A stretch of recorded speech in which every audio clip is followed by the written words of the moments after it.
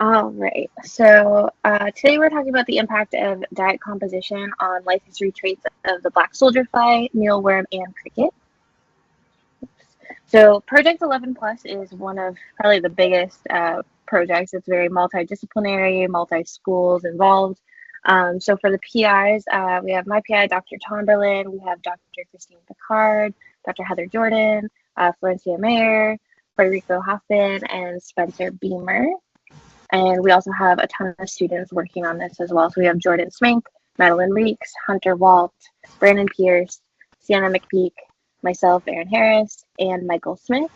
And then we also have our IAB members, Chris Warburton from Enter-System and Pat Crowley from Chapel. So for 11 plus, the project goal for the entirety of it was to determine the impact of macronutrient content on life history traits, gut microbiome, and genetics of the black soldier fly, mealworm, and cricket. So today, Sienna and I are partnering to do this talk to talk about how the macronutrients impact the phenotypic plasticity of these three species. We're going to be focusing on growth and survivorship. And then we're going to continue for the rest of this semester with a deep dive of 11 plus. So next month it will be Michael Smith looking at a transcriptomic analysis of the impact of diet composition on gene expression of BSF larval gut tissue. And then in December, we're going to finish it off with Hunter looking at the black soldier fly's army, microbial responses to changes in diet composition. So everybody else is doing a deep dive on just black soldier flies, but because we are doing more of kind of the more basic applied science here, we're going to do all species just to look at the growth and survivorship of them. So I'm just going to break it down. So there's 4 experiments that we did here at A&M. So the first one was called the BSF lab scale. So this was the initial one. This was falcon tube scale, so 50 mil falcon tubes. And we were looking at 3 different macronutrient ratios. And then from there, we went to BSF benchtop, which is a slightly bigger scale and what we call a shoebox. And this is where we were looking at just 1 macronutrient ratio and this was chosen from that first experiment. And it was either with or without microbial inoculation. And then the third one is mealworm. So this is where we're looking at 3 different macronutrient ratios. We were also looking at macronutrient percentage within the diet, and we also did a choice assay. And then cricket is the same as mealworm. So again, 3 macronutrient ratios, macronutrient percentage, and a choice. So we're going to start off on that first one, the BSF lab scale. And I'm going to hand this to Sienna. All right, so the goals for this experiment, we did this back in 2022, was determine the influence of differing protein to carbohydrate ratios within the artificial diets that we formulated in Dr. Beamer's lab upon the development time, pre-pupal body mass, and survivorship of the black soldier fly. And quickly, before I go into all of these diets, I want to go over this artificial diet formulation. This artificial diet, all of these ingredients, they are used in all of the artificial diets that we'll talk about today. The only thing that changes is the macronutrient percentage or the protein to carbohydrate ratios. So if you look on the left side where it says macros, this is the major part of the diet that we're changing when we're altering these diets. So the filler is cellulose, and that is used in all of our diets. Our carbohydrate compounds are sucrose and dextrin, and those are added always in a 1-to-1 ratio. And then for the protein, the ingredients we used are casein, egg albumin, and potato peptone, and those are always added in a 3 to 1-to-1 ratio. This diet, it takes approximately 3 to 4 days to make. So some of the additives that we use in this diet are linoleic acid, cholesterol, chloroform, Wesson salt, ascorbate, and 20% ethanol. We also add a vitamin mix. I won't go through all those ingredients, but if you look on the right side, those are the specific vitamins that we add into the vitamin mix that is added to all of our diets. So for this first BSF benchtop trial, we did 3 artificial diets. a 1P to 5C ratio, a balanced 1 protein to 1 carbohydrate ratio, and then a high protein, so 5P to 1C ratio. And then we used a Gainesville feed for our control diet. If you look at these images, the one on the left is our Gainesville control, and then the one on the right is our artificial diet. And then, as Erin had mentioned earlier, we used falcon tubes for this experiment. So each diet treatment had 10 falcon tube replicates. And again, these were 50 ml falcon tubes. So our incubator setup looked like this. The falcon tubes were randomized in these 45-degree angled slots. And they were set up in a stand-up Percival chamber at 25 degrees Celsius, 75% humidity, and a 12 to 12 light dark cycle. So going into our methods, we used 7-day-old neonate larvae. They were weighed into groups of 10 and placed into their individual falcon tubes. These tubes were monitored daily to note the level of prepupation. When a tube displayed 40%, so 4 out of the 10 looked darker, as you can see in this image on the right, then it was time to harvest that tube. We set a bunch of samples aside for various analyses and to ship off to both Christine and Heather.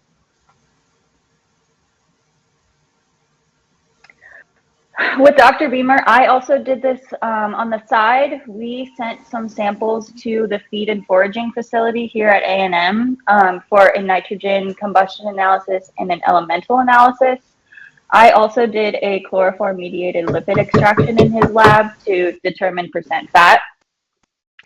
And basically what this was using 100 milligrams of larvae from each of these treatments, shipping them off, and they sent us back the results.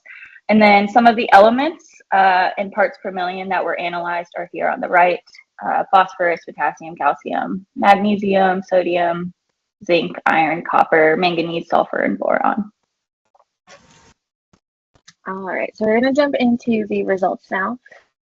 So I'm just going to highlight down here on the bottom. So all of my graphs are going to have the same layout. So on the bottom here, we have the ratios, and just to have that pop up here, just so you remember that 1 to 1 is the equal ratio, 1 to 5 is the carb bias, and the 5 to 1 is the protein bias diet. And this, we are just looking at average larval weight at the end of this experiment. So we just have weight in grams on the y-axis. So we can see here that the 1 to 1 is where we got most of the significance. It resulted in higher larval weight at the end. We didn't see any statistical difference between the either protein bias or the carb bias diets. So it was just that 1 to 1 that had higher larval weight. And then this is the exact same setup for survivorship. We can see here that the only one that was lowered here was that 5 to 1. So this was the high protein diet. It significantly lowered survivorship there. And then we saw no difference between that 1 to 1 or the carb bias diet. And then we were looking at how long it took for each tube to reach that 40% pupation. So again, same setup for the x-axis, and we are just looking at days on the y-axis. So we can see here all the significance comes from this 1 to 5. So this is the carb bias diet, where that 1 to 5 diet resulted in a significantly longer time to reach that prepupation level, and that basically almost like doubled the amount of time. So it was not as ideal.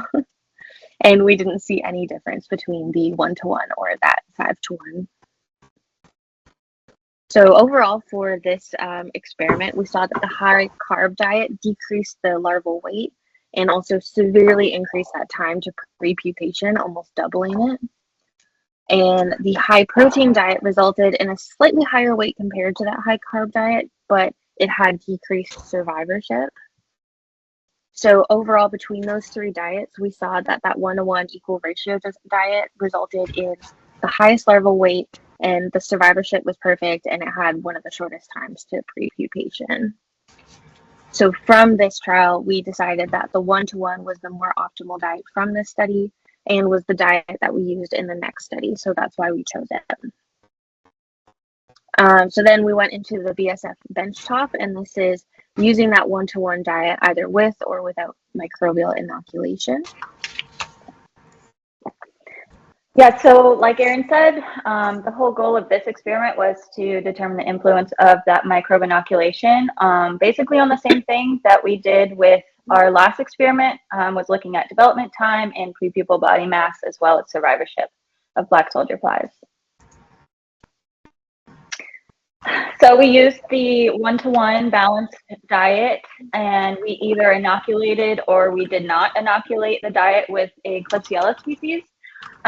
We used shoe boxes, these plastic shoe boxes, and 3 replicates of each shoe box of inoculated versus non-inoculated. So we had 6 shoe boxes total.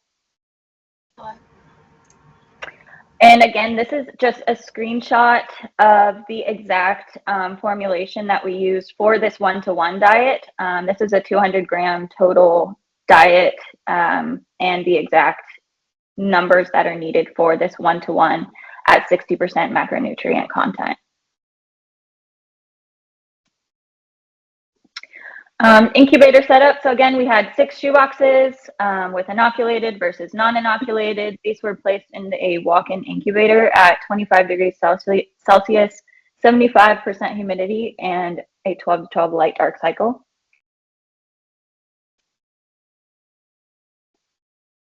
So same thing here. We used 7-day-old neonates that were placed on the inoculated versus non-inoculated dietary treatment shoe boxes. There were 1,000 larvae placed in each shoe box. To get the average weight across these treatments, each day we picked the 10 largest larvae out of each shoe box and then returned them back to their substrate after weighing them. After 3 consecutive days of no change or drop in their weight, that shoebox was harvested, and we also harvested the larvae. The total larval weight was taken, and then we determined survivorship gravimetrically. This is currently in the works with Jeff. We obviously don't have any results on this, but we are going to be shipping some of these inoculated versus non-inoculated larvae to the UK for a B12 analysis. Okay, so this one here is just showing the weight over time between the 2 different treatments that we had. So on the x-axis, we just have the dates here, and on the y is just the weight in grams of those 10 largest larvae that we sampled each day. And up here, so the kind of greenish line, WO, is without microbial inoculation, and the purple line is the Klebsiella line, so that is with the inoculant. So from this, I just kind of want to point out a few spots here. So we can see down here, that purple line, the Klebsiella line, it has a much steeper line here. So it starts to gain weight kind of more faster and more steadily than the without inoculant. And from there, it stays at a higher weight compared to that without the inoculant throughout the entire rest of the trial. So they gain weight faster, and then they kept that higher weight throughout the whole thing. When we look at the final weight at the end, this is the average larval weight, they weren't statistically significant with each other. So on we have the same colors here. Without is without the inoculant, and the purple is Klebsiella. The with inoculant overall still did have a higher weight. It just wasn't statistically significant. But biologically, that was almost a 20% weight increase. I think it was about 19 point something. So, while not statistically relevant, that is still a pretty big bump biologically. For survivorship, we didn't see any difference here.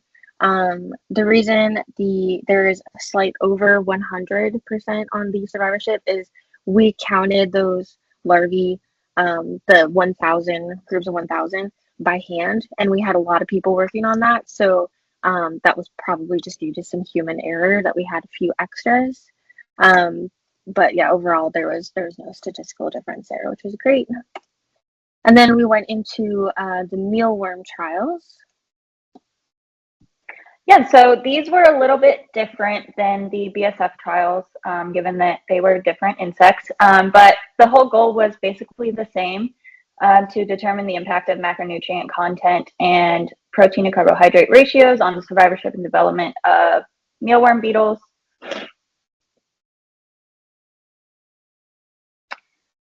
So here are dietary treatments. On the left side, we have the macronutrient percentage. So we have 3 at 36%, 1 at 60%, and then we also had a choice diet that we will talk about, which is a 36 versus a 36%. And then on that right side is the protein to carbohydrate ratio. So you can see that there's a carb biased one, a balanced one, high protein, and then another balanced diet just at a different macronutrient percentage. Our choice diet was the higher carb versus the higher protein diet, and those were both at 36% macronutrients. And then our control diet was this Fluker's cricket diet. And again, on the right side, we have those ingredients that are used in all of our artificial diets as far as the macronutrients go. We had 10 container replicates per dietary treatment. So there were a lot of replicates here. And going into our methods, our containers we used were 16-ounce deli cups, and each one received 30 juvenile mealworms at approximately 14 days old. They were each apportioned 10 grams of their respective diet, either artificial or the control diet. The choice assay containers received 5 grams of each diet on either side, and we'll show you a picture of what that looked like. DI water was supplied as needed by dampening the diet with a spray bottle. These mealworms were observed daily for the first week and then 3 times weekly for the duration of this experiment, which lasted about 6 weeks. And then in the end, we took the final group mass of the mealworms, and we counted how many individuals there were out of the original 30 provided to determine survivorship. So we placed our diet containers, this is just one pan of our diet containers, but we placed them in large plastic bins to maintain any escapees. These were placed in an incubator at 25 degrees Celsius, 75% humidity, and 24-hour dark cycle, so complete dark. And then back to that choice container. So you can see here we have our 2 diets, the protein biased or the carb biased on either side, and they are separated by this rubber bumper that Erin fashioned. And daily, the number of mealworms were observed on each diet and recorded. Okay, so this again, same setup here. I'm just gonna go over these diets again because these can be a little bit much when we have the extra ones in here. So the first 3 are that the high carb, the equal, and then the high protein. And then we have the choice, which was between those 2 unbalanced, so the high carb and the high protein. And then that other 1-to-1 bar is the exact same as the other 1-to-1, except it just has a higher percentage of macronutrients. So just like less filler in this diet. So when we're looking at this one, we can see that the average individual mealworm weight at the end of this experiment, that's 3-to-1, the higher protein, and also the choice one had the excuse me, the highest weight for the mealworms at the end. And we didn't really see any difference between the 1-to-3 or the 1-to-1 diets. We also are looking at that 60% 1-to-1. That actually produced the smallest weight for the mealworms, which I'm going to mention later. And then when we look at the survivorship here, we can see that the higher protein diet had the highest survivorship, and the rest, basically there wasn't much difference between the 1-to-1s at all. either the 36% or the 60%. And we also didn't really see much of a difference between the high carb or the choice here. So with the mealworms, we saw that the higher protein diet ended up producing the largest mealworms, and they also had the highest survivorship. Giving them a choice in two unbalanced diets actually increased the weight, but not the survivorship. So it seemed that they preferred the higher protein in general. But the biggest thing from this was actually the choice experiment. Or sorry, not the choice, the difference between the different 1-to-1 ratios. So we have either the 36% macronutrients or the 60%. And we saw that using the lower percent of macros in the diet actually increased the weight more than the higher percent of macros, which is really important for anybody in industry or going through with mealworms experiments, because you can actually be saving yourself a lot of money by not including as much macronutrients in the diet, because they actually did a lot better at almost half the amount. And then we did the exact same setup for crickets. Yep, same exact thing. Determine the impact of macronutrient content and PC ratios on survivorship and development of Akita domesticus. And we also did a choice assay between two dietary treatments with this one. So you can see on the left side, again, we have the 3 diets at 36% macronutrients with differing PC ratios. And then we have 1 diet at 60% macros at a carb biased diet. And then our choice assay contained 36 versus 36% at either high carb biased or a balanced 1P to 1C ratio. And then again, there we used the same cricket diet that we used in the mealworms to use for our control in this one. We also, I believe we did 12 cricket arenas, right, Erin, instead of 10? Yeah, okay, we did some extras because, yeah, these ones are kind of wild. This was a lot to handle. So I think we did 12 arena replicates per treatment. And you can see on the right side, this is kind of what our little feeding dishes look like. We made these with Dr. Beamer. It's a little petri dish inside another petri dish. And then if you look on top of that where all the crickets are, it's a little hard to see, but it's a tiny Eppendorf tube with a cotton ball in it with DI water that we supplied them as needed, just for wicking. Okay, so each arena received 15 crickets, again at approximately 2 weeks old. They also received approximately 10 grams of their respective diet in those small petri dishes. The choice assay containers, they just received 2 different feed dishes of those different diets, and each of those diets had 5 grams.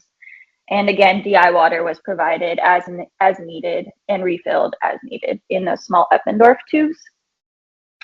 These arenas were observed daily for the first 2 weeks and then every other day for the remainder of the experiment, which again lasted about 6 weeks.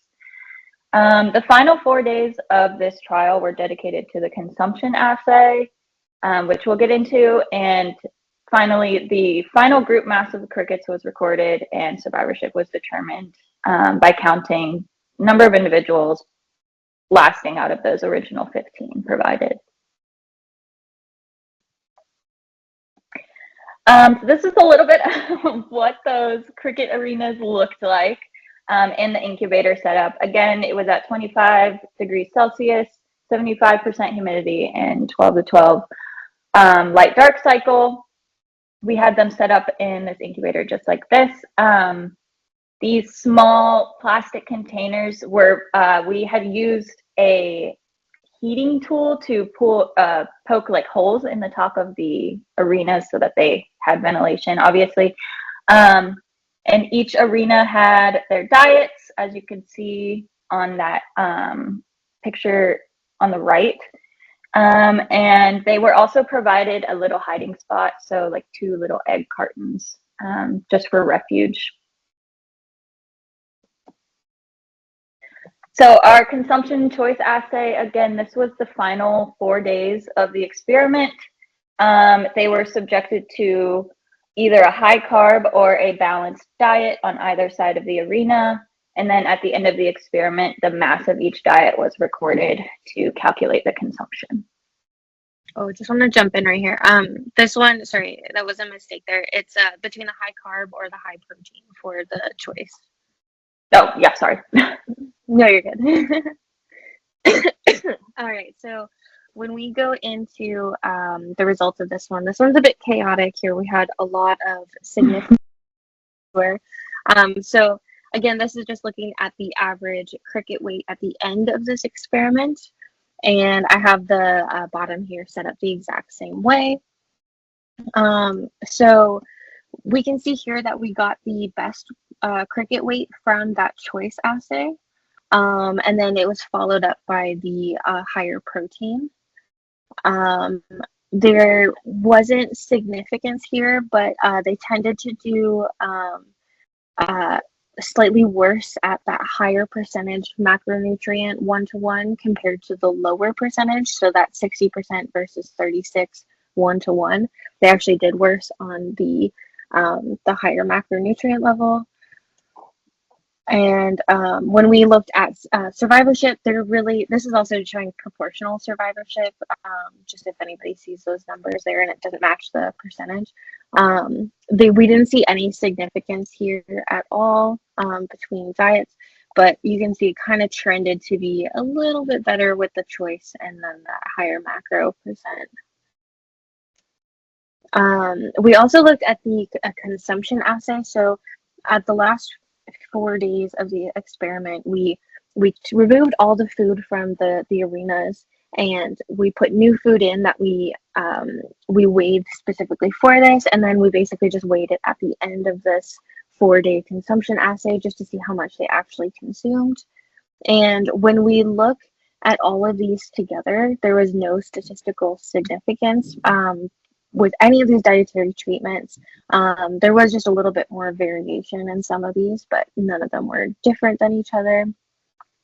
But this one is really cool. So when we break down just the choice assay, so this is the two unbalanced, the high protein versus the high carb diet, we can see that there's actually a really big significance here. We can see that they consumed a significantly higher amount of the carb biased diet compared to that protein. So that was really cool to kind of take this one out separately because there's actually a huge amount of significance. So for this, for crickets, just the same with mealworm, we found that you can keep a lower percentage of macronutrient content in a diet and still produce similar or even somewhat better insects. So in this case, for the crickets, they had a higher weight. Providing the crickets with a choice seems more optimal, and this was something for the mealworm experiment. We weren't able to do this deep dive into the consumption assay because the way you saw the deli cups, well, it had that rubber bumper.